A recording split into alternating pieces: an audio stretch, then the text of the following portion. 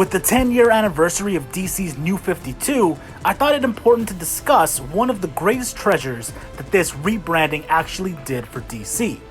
Though many didn't like it, I was happy that DC tried to create an entry point for new fans by starting the New 52 continuity in 2011.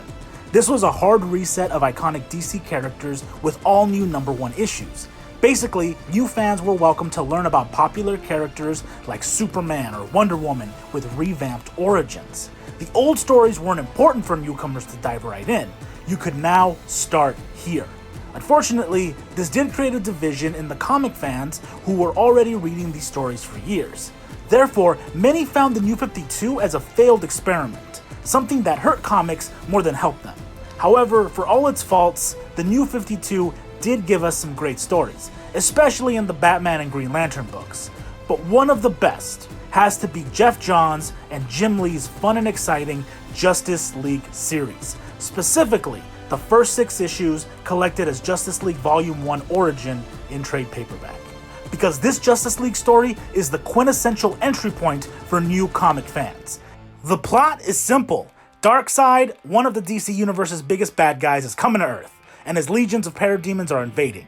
Therefore, the world's metahumans are the first line of defense. We get to see how Batman, Superman, Wonder Woman, The Flash, Green Lantern, Aquaman, and Cyborg come together for the first time.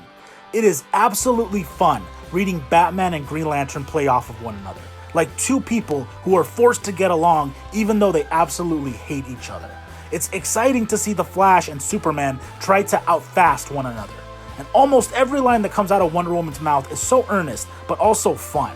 It's a serious end-of-the-world scenario, but it still manages to be a wild action set piece with brilliant comedic moments. It's an excellent reimagining of the Justice League in a modern setting. With that, Jim Lee does some of his best work in the story with his dynamic art that really energizes the pages. The redesigns of classic superhero costumes are given a youthful vitality, and it can be seen especially well in the fluid and stylized detail that Lee's art is famous for.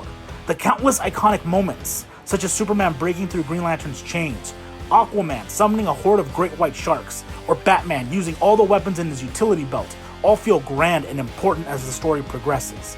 Personally, the grand entrance of a massive Darkseid is definitely a highlight, and his overall character design is brutal and terrifying. The way he is drawn to tower over the heroes adds dread and excitement to a story that just keeps getting more and more intense.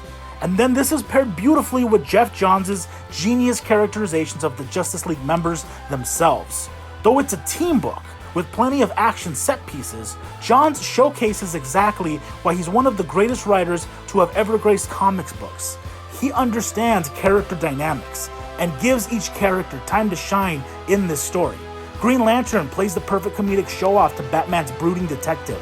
Flash is a great mediator who is just trying to do the right thing. Both Wonder Woman and Aquaman have great energy and command the screen when they slay waves of parademons. The incorporation of Cyborg to the team is different from what we've seen in the past, but I believe it's an interesting plot point that serves its purpose. Superman is utilized as muscle and doesn't necessarily have to be the focal point because of all the great characters around him. He gets his moment to shine, like everyone else, and he's not seeking to lead the team. All of them coming together happens randomly and unexpectedly. They don't know one another, but through their resolve, teamwork, and hilarious jabs at one another, they seamlessly become the Justice League. It works, and it's exciting every time I read it. I got into comic books because they provided an escape into a world where people could fly, where the good guys would look fear in the face and still move forward. These were the stories that motivated me to be a better person, to love life because these modern-day gods were on full display in my hands. Superhero stories will never go out of style because they inspire us to be better. And this story does this so well. Batman's heart-to-heart with Green Lantern, Wonder Woman taking a moment to enjoy ice cream, Superman and Flash inspiring one another, Cyborg overcoming his personal fears and shining so brightly. These moments feel important, and we see the magic on full display.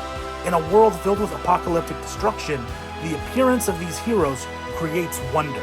We see hope for a better future.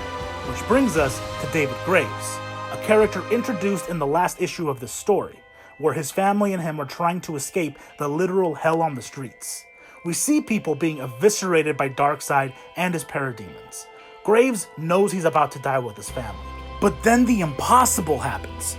In a nightmare scenario where a normal person like Graves should have died, he is saved, and he's awestruck. He puts it best when he says, "I thought there was going to be no tomorrow. I thought my family and I were going to die. And then I saw them, and I saw tomorrow." The Justice League is just that iconic. Justice League 2011 is a great story for multiple reasons, but by far, it's one of the best because it cares about its characters and they're written to inspire. They inspire us because they're not perfect beings. We see them fight. They feel like a group of people that quickly become a group of friends, your friends, and we cheer for them because of what they can represent. They might be an alien, an Amazon, a cyborg, a living lightning bolt, an Aquaman, a space cop, and a dude in a bat suit. But there's simply something utterly unique and special in that. It just works, and we're made to care.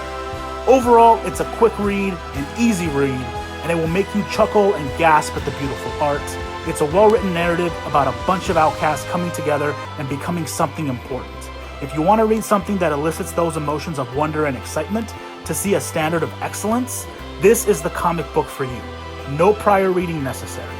It's a wonderful entry point into the magical world that is comic culture. Whoever said the New 52 didn't give us good things when they gave us this masterpiece?